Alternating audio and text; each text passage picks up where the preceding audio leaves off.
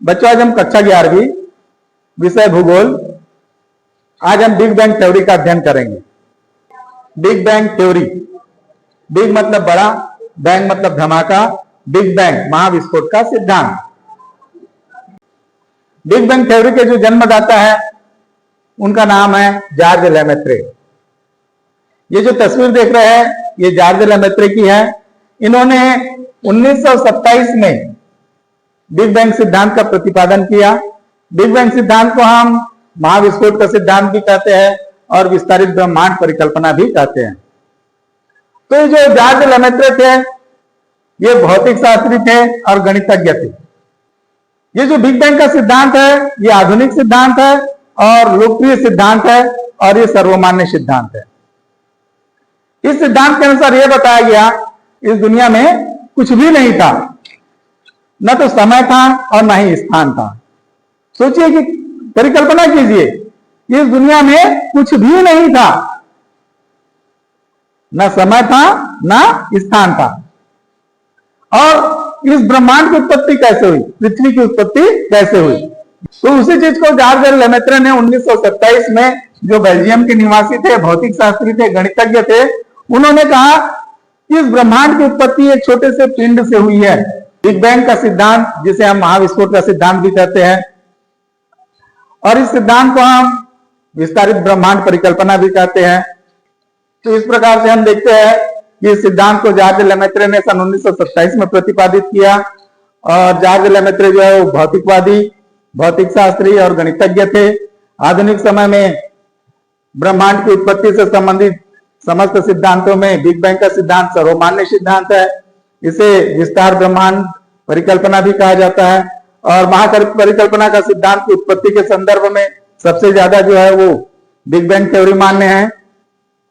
यह सिद्धांत व्याख्या करता है कि आज से 3.7 खरब वर्ष पूर्व एक अत्यंत गर्म और घनी अवस्था से ब्रह्मांड का निर्माण कैसे हुआ। जॉर्ज लेमेत्रे के अनुसार ब्रह्मांड की उत्पत्ति एक बिंदु के समान पिंड से हुई है और इस पिंड को उसने क्या नाम दिया? सिंगुलरिटी। तो इस पिंड में गुरुत्वाकर्षण बहुत अधिक था और आयतन भी बहुत कम था। आयतन कम होने के कारण इसका घनत्व बहुत अधिक था और इस पिंड का तापमान भी बहुत अधिक था। तापमान अधिक होने के कारण इस पिंड में बहुत बड़ा विस्फोट हुआ और इसी विस्फोट को हम बिग बैंग के नाम से जानते हैं। विस्फोट से ऊर्जा निकलती है जिससे पदार्थ बनता है। पदार्थ से आकाशगंगा का निर्माण होता है। आकाशगंगा तारों का समूह आकाशगंगा कहलाता है। आकाशगंगा में फिर विस्फोट होता है जिसके परिणाम स्वरूप हाइड्रोजन और हीलियम जैसे गैसों का निर्माण होता है, जिससे तारे बने। तारे से फिर विस्फोट हुआ और जिसके कारण ग्रह बने। ग्रहों से फिर उपग्रहों का निर्माण हुआ। ये जो चित्र आप देख रहे हैं, इस चित्र के माध्यम से जॉर्ज लेमेत्रे ने यह बताया कि ब्रह्मांड की उत्पत्ति एक छोटे से बिंदु से हुई है। एक छोटे से बिंदु के बराबर जो पिंड था, इससे ब्रह्मांड की उत्पत्ति हुई है। इसको क्या कहा उन्होंने? सिंगुलरिटी। तो इस प्रकार से अपन देखते हैं कि जॉर्ज लेमेत्रे ने यह बताया कि एक बिंदु के बराबर पिंड था और इस पिंड से इस ब्रह्मांड की उत्पत्ति हुई है ना।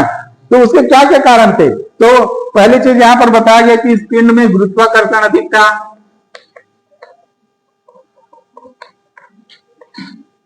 गुरुत्वाकर्षण अधिक था। फिर दूसरा चीज, इस पिंड में आयतन कम था। आयतन कम था। इसमें घनत्व अधिक था।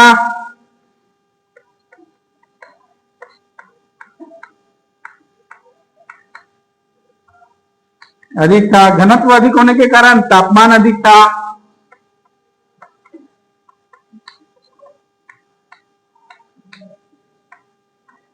तापमान अधिक होने के कारण इसमें विस्फोट हुआ।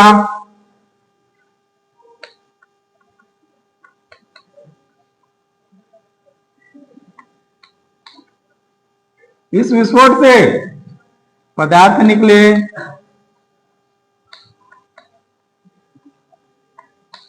इस पदार्थ से आकाशगंगा का निर्माण हुआ।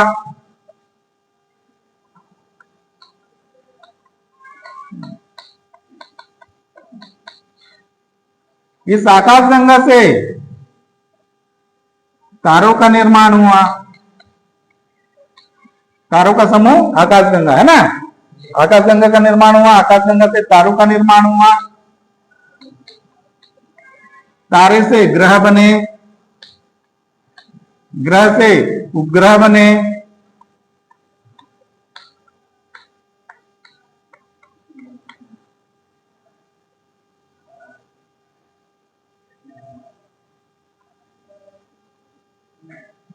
और अंत में जो शेष भाग बच गया, जो गर्म था, तप्त अवस्था में था, वो बन गया सूर्य।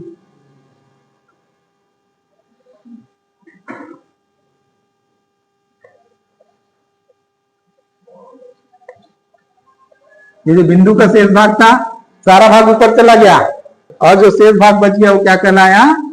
सूर्य कहलाया। इस प्रकार से ब्रह्मांड की उत्पत्ति हुई। उसके परिणाम स्वरूप हम देखते हैं बिग बैंग महाविस्फोट से 3 लाख वर्षों के दौरान 4500 अंश केल्विन तापमान जो है वो गिर गया, जिससे परमाणु पदार्थ का निर्माण हुआ, जिससे ब्रह्मांड जो है वो पारदर्शी हो गया।